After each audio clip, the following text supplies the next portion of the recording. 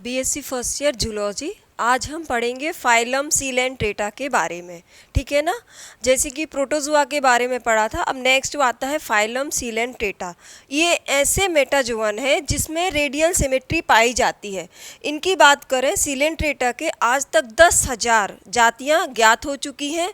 और life history के बारे में बात करें, पहले इनको किस ग्रुप में रखा जाए, पॉरीफेरा सीलेंट्रेटा, तो ये ज्ञात नहीं था। अरस्तु जो थे इनके दंसन स्वभाव से पहले से परिचित थे। दंसन स्वभाव मतलब होता है आक्रामक, यदि इनके ऊपर कोई हमला करे तो ये अपने बचाव के लिए कोई भी हमला कर सकते हैं।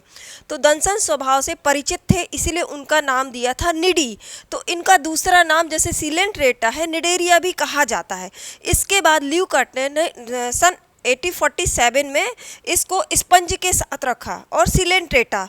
फिर इसके बाद क्या हुआ कि कुछ कन्फ्यूज़न था, तो हैचेक थे, उनने सन 88 में पॉरीफेरा और सीलेंट्रेटा के साथ रखा और फिर नाम रखा गया सीलेंट्रेटा।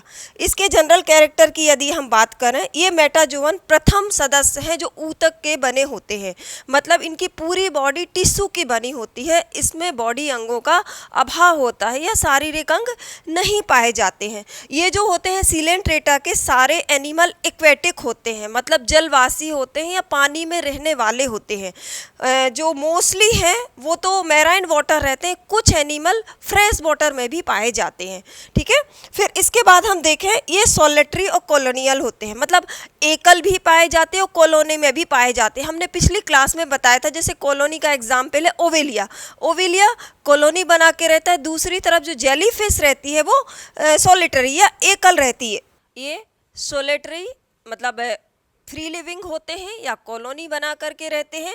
इसके बाद यदि हम देखें, शरीर का आकार निश्चित होता है, इसमें ओरल और एवोरल सतह पाई जाती है। मेटाजोअन की बात करें तो इसमें क्या होता है कि जैसे रिप्रोडक्शन की बात करें तो इसमें हमने देखा था कि जो एसेक्सुअल रिप्रोडक्शन है, जैसे ओवेलिया इसी का है, तो उसमें देखा था कि वो बडिंग द्वारा होता है, परंतु उसमें फिर ओवम और एग बनते हैं। तो सेक्सुअल रिप्रोडक्शन जो है मेडुसी के द्वारा होता है। इसमें एक्सक्रीशन, सर्कुलेटरी सिस्टम और रेस्पिरेटरी सिस्टम ये एब्सेंट होते हैं। इसके बाद यदि हम देखें कि इसमें जो बॉडी वॉल होती है वो डिप्लोब्लास्टिक होती है। डिप्लोब्लास्टिक मतलब दो भागों में बटी होती है, एक्टोडर्म और एंडोडर्म। पाचन क्रिया की बात करें, जो डाइजेशन प्रोसेस होती है वो एक्स्ट्रा सेलुलर होती है और इंट्रासेलुलर होती है, दोनों टाइप से होती है। इसके बाद यदि लाइफ साइकिल में देखें तो लाइफ साइकिल में अल्टरनेशन ऑफ जनरेशन पाया जाता है।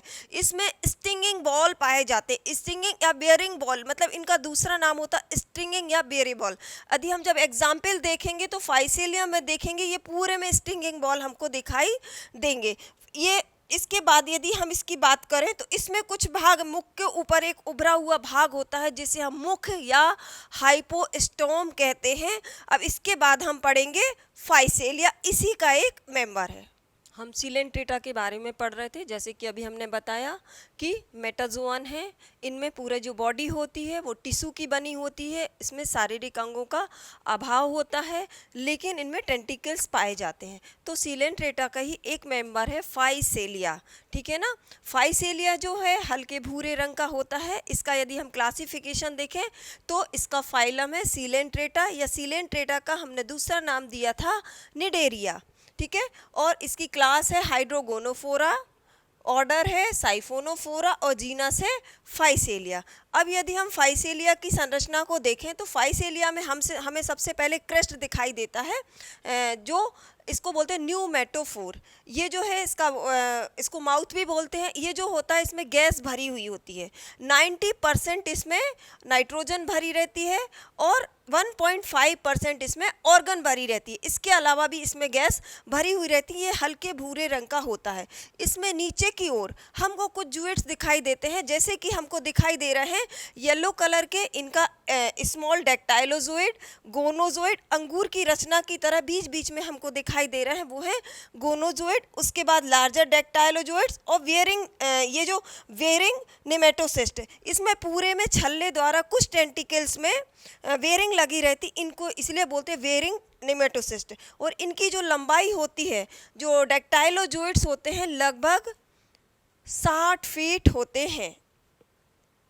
अब हम इसकी बात करें, गोनोजोइड जो होते हैं ये ब्लास्टोस्टाइल का काम करते हैं, मतलब इसमें सेक्सुअल रिप्रोडक्शन होता है, इन्हीं के द्वारा इसमें रिप्रोडक्शन पाया जाता है। ये गुच्छे के आपको दिख रहा है, अंगूर के गुच्छे की तरह दिखाई देते हैं और ये ब्लास्टोस्टाइल का काम करते हैं।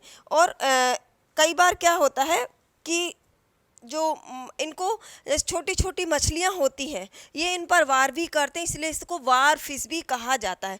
इसके बाद हमको दिखाई दे रहा है गैस्ट्रोजोइड। गैस्ट्रोजोइड जो होते हैं ये पोषण का काम करते हैं। गैस्ट्रोजोइड में आपको माउथ, बाकी टेंटिकल्स में माउथ दिखाई नहीं देंगे, लेकिन जो गैस्ट्रोजोइड होते हैं उसमें माउथ दिखाई देता है।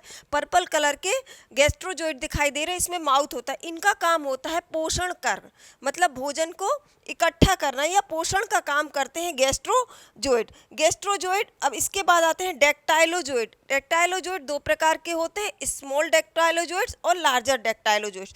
कुछ स्मॉल होते हैं, आपको येलो कलर के दिख रहे हैं, वो है स्मॉल डेक्टाइलोजोइड, और जो लंबे लंबे होते हैं ये होते हैं लार्ज डेक्टाइलोजोइड्स। ये रक्षात्मक, जैसे कि इन पर कोई आक्रमण करता है तो इसकी ये रक्षा करते हैं और इतने आक्रामक होते हैं, कई बार यदि मनुष्य इनके ऊपर हमला करता है तो ये उसके अंदर घुस कर के वार करते हैं और कई बार मनुष्य के लिए घातक सिद्ध होते हैं, जिसके कारण वो बेहोश हो जाते हैं, कई बार डेथ भी हो जाती है। तो इस प्रकार के इसके जो टेंटिकल्स होते हैं बहुत ही आक्रामक होते हैं, इसीलिए इनका जो स्वभाव होता है वो दंशक स्वभाव कहा गया है, इसीलिए इनको निडेरिया कहते हैं। हम फाइलम सीलेंट्रेटा के बारे में पढ़ रहे थे। ये मेटाजोअन है, इनका पूरा शरीर टिश्यू का बना हुआ होता है। ये सारे जो सीलेंट्रेट होते हैं वो एक्वेटिक होते हैं, मैक्सिमम तो मैराइन वाटर होते हैं, कुछ फ्रेश वाटर भी होते हैं। हम बात कर रहे हैं फाइसेलिया की। फाइसेलिया मैराइन वाटर है। फाइसेलियम में न्यूमेटोफोर पाया जाता है और कुछ जूइड्स पाए जाते हैं। जूइड्स जो होते हैं गैस्ट्रोजोइड, गोनोजोइड या ब्लास्टोस्टाइल कहते हैं। डेक्टाइलोजोइड दो प्रकार के होते हैं, लार्ज और स्मॉल। गैस्ट्रोजोइड होते हैं, उनका काम होता है पोषण का काम करना। गोनोजोइड का काम होता है रिप्रोडक्शन का, और इसके बाद डेक्टाइलोजोइड जो होते हैं उनका काम होता है रक्षा करना। तो इस प्रकार से इसमें 4 प्रकार के जूइड पाए जाते हैं और कुछ वेयरिंग टेंटिकल्स भी पाए जाते हैं। आपको दिख रहे हैं पूरे टेंटिकल्स में वेयरिंग, मुड़ी हुई वेयरिंग दिखाई देती है, ये भी बहुत ही घातक होते हैं।